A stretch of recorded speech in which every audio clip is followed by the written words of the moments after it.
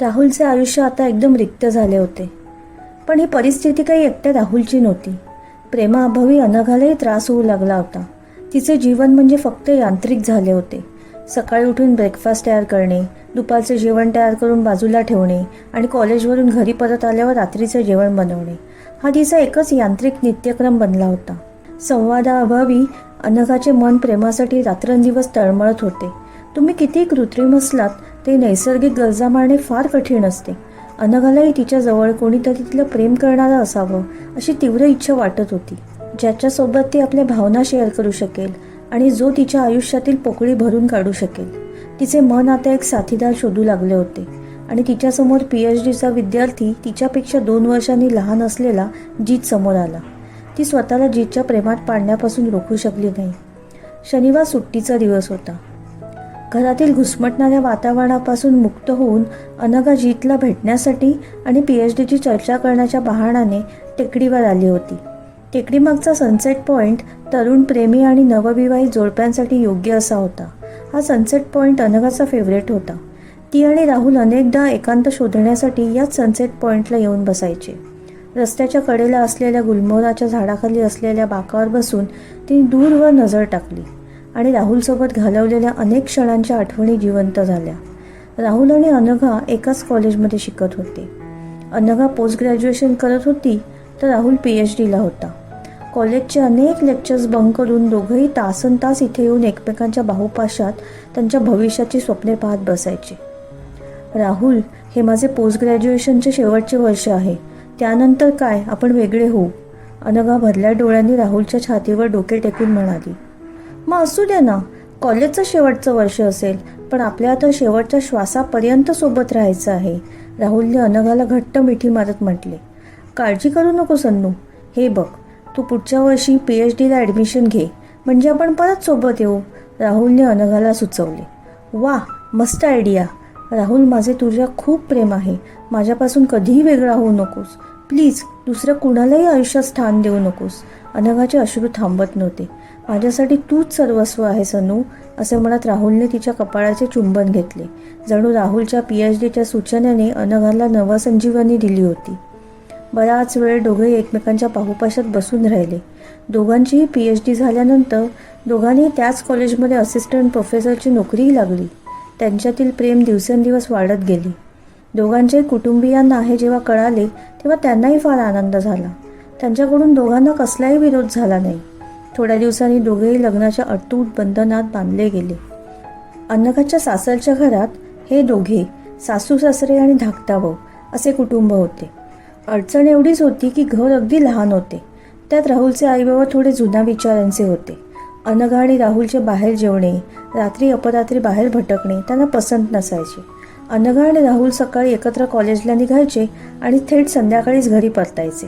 त्यानंतर थकलेल्या अनघाला घरची कामे करावी लागायची. घरातील सदस्य मोलकरीण ठेवण्यास राजी नव्हते. आपल्या कुटुंबात कधी मोलकरीण आपण ठेवलीच नाही. घरातील कामे आपण बायकांनी नाही करायची तर कोणी करायची, असा तिच्या सासूचा युक्तिवाद असायचा. नवीन घरात मात्र अनघाची फार घुसमट होत होती. तिला प्रत्येक गोष्ट सासू सासऱ्यांना विचारून करावी लागायची. ती एक स्वतंत्र विचारांची मुलगी होती आणि घरातील कामांची तिला सवय नव्हती. त्यापेक्षा वेगळे राहिलेले बरे असे तिला आता वाटू लागले होते. यासाठी तिला राहुलची साथ हवी होती. पण खूप प्रयत्न करून अगदी वेगळे राहूनही राहुल आज आपल्यासोबत नाही याची खंत तिला सतावत होती. फार वेळ वाट तर पाहावी लागली नाही ना, जीतच्या प्रश्नाने अनघाची तंद्री भंग पावली. नाही नाही, हे काय, मी पण आत्ताच आले, राहुलच्या आठवणीतून बाहेर येत अनघा घाईघाईने म्हणाली. नंतर जीत आणि अनघाने प्रोजेक्ट डिस्कस केला आणि त्यानंतर ते आपापल्या घरी परत गेले. खरं तर आपल्याबद्दल जीतच्या मनात काही स्पेशल फिलिंग्ज आहेत का ते पाहण्यासाठी अनघाने त्याला तिथे बोलावले होते. पण तिला जाणवले की त्याच्या मनात अनघाबद्दल तशा फिलिंग्स नाही आहेत.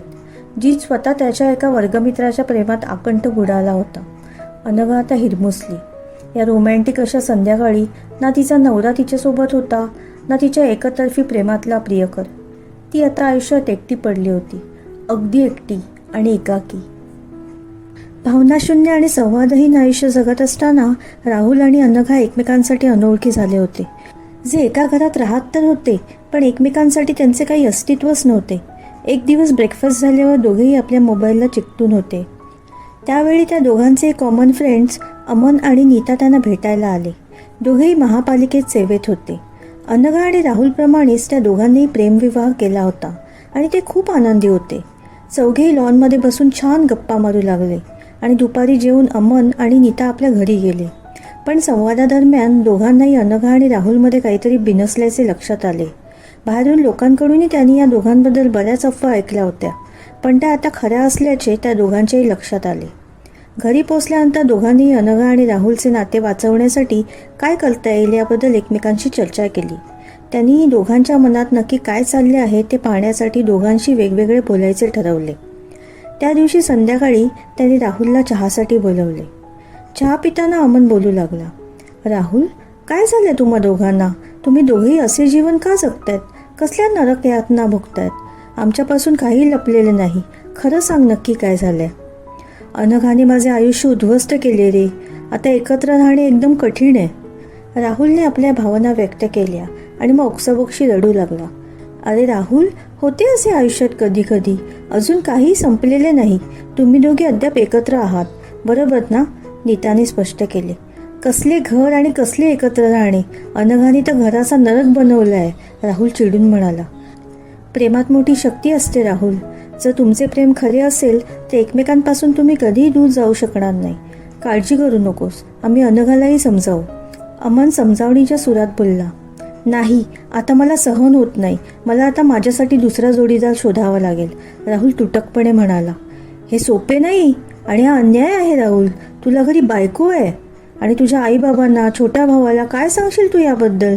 अमन आता आश्चर्यचकित झाला होता आणि त्याला राहुलचा रागही आला होता.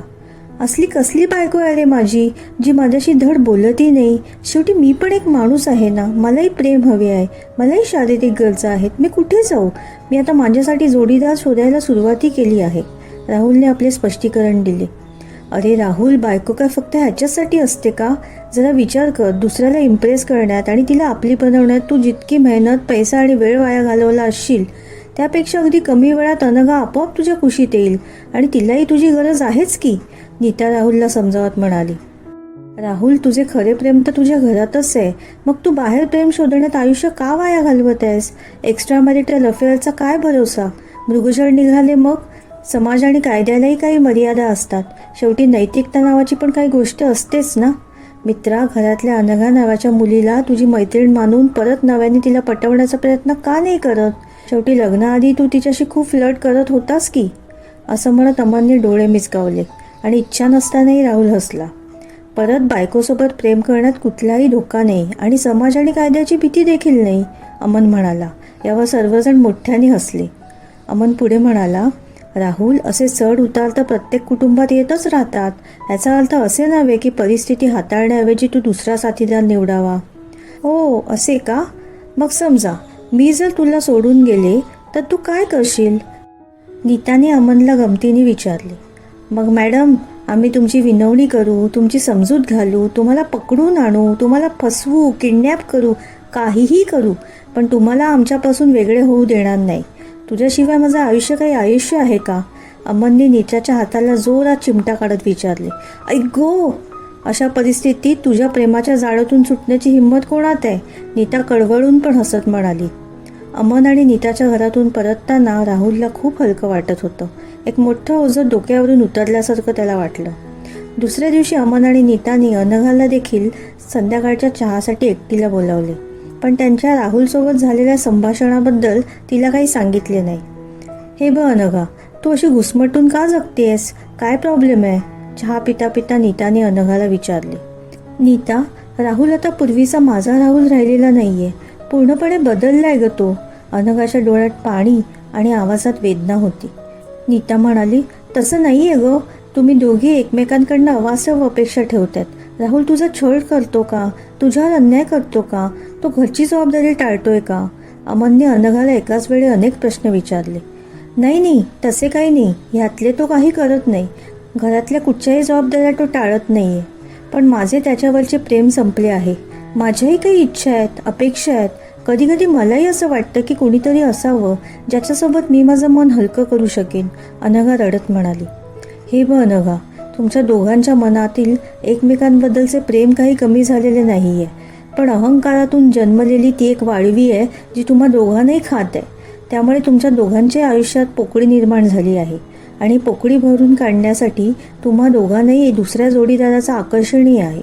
आपली चूक एवढीच असते की घरात प्रेम असूनही आपण ते बाहेर शोधतो. हे माहीत असूनही की ते शोधणे फार कठीण आहे, अशक्य आहे. कृपा करून तुम्ही दोघेही स्वतःच्या अहंकारापोटी तुमच्या प्रेमाचा गळा दाबू नका. काही वेळ शांत राहिल्यानंतर नीता म्हणाली, अनु, नवरा बायकोच्या नात्यामध्ये कसला आला ग अहंकार? या अहंकाराने आणि अबोल्याने अनेक संसार उद्ध्वस्त केले आहेत. राहुल अजूनही तुझ्यावर खूप प्रेम करतोय. मला खात्री आहे की राहुलला देखील तू हवी आहेस. तू कमीत कमी पुढाकार तरी घे. नीताने अनघापुढे आपले म्हणणे मांडले.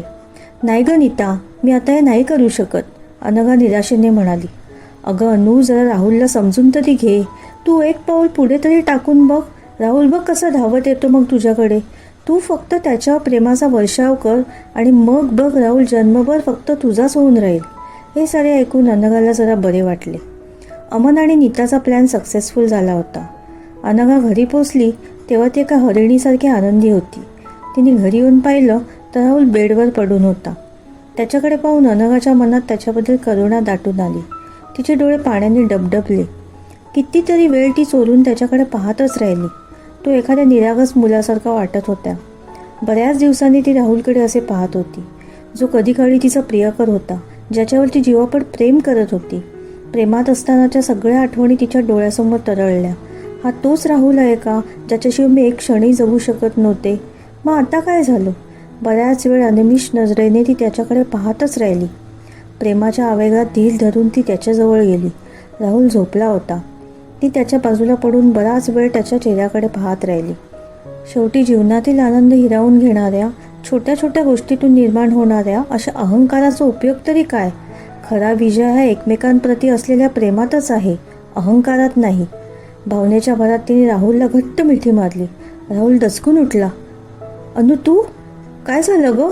राहुलने घाबरून तिला विचारलं आणि अनघाने मिश्किल स्मितहास्य करून राहुलकडे पाहत डोळे मिचकावले. राहुलच्या मनात प्रेमाची लाट उसळली. त्याने अनघाला आपल्या मिठीत घेतले आणि तिचे कडकडून चुंबन घेतले. इतके दिवस काय झाले होते ग आपल्याला? अनघा जणू त्याच्या मिठीत सामावून गेली होती. दोघेही बराच वेळ असे एकमेकांच्या मिठीत राहिले. तेव्हा राहुल म्हणाला, अनु, चूक माझीच होती. तुला सोडून मी बाहेर सुख शोधत होतो, पण खरा आनंद माझ्या घरातच होता. मला माफ करशील ना ग? अनघाने पटकन राहुलच्या ओठांवर बोट ठेवलं आणि म्हणाली, असं नाही बोलायचं. माफी तर मला मागायला हवी. माझी इच्छा पूर्ण करण्यासाठी मी तुला त्रास देत राहिले, तरी तू काहीच बोलला नाहीस. आता माझी एक विनंती ऐकशील? काय ग माझी राणी? राहुलने तिला विचारले. आता आपण साऱ्या जुन्या गोष्टी विसरून हे घर सोडून सर्वांसोबत एकाच घरात राहूयात. मला खात्री आहे की आईबाबा नक्की मला माफ करतील, अनघा काकुळतेने म्हणाली. थोडा वेळ थांबून राहुल म्हणाला, अनु, मला तुला एक शिक्षा करायची आहे. काय? अनघाला धक्काच बसला. कसली शिक्षा? तिने विचारले. प्रत्युत्तरात राहुलने आपले ओठ अनघाच्या ओठांवर ठेवले आणि एकमेकांच्या प्रेमात ते दोघंही आकंठ बुडाले. त्यांच्यातील सर्व गैरसमज मिटून आता त्याची जागा निरामय प्रेमाने घेतली होती. मित्रमैत्रिणींनो, तुम्हालाही आजची कथा कशी वाटली? कथा आवडली असेल तर कथेला लाईक, शेअर, कमेंट करा आणि अशाच नवनवीन कथा ऐकण्यासाठी आपल्या चॅनलला सबस्क्राईब करा. धन्यवाद.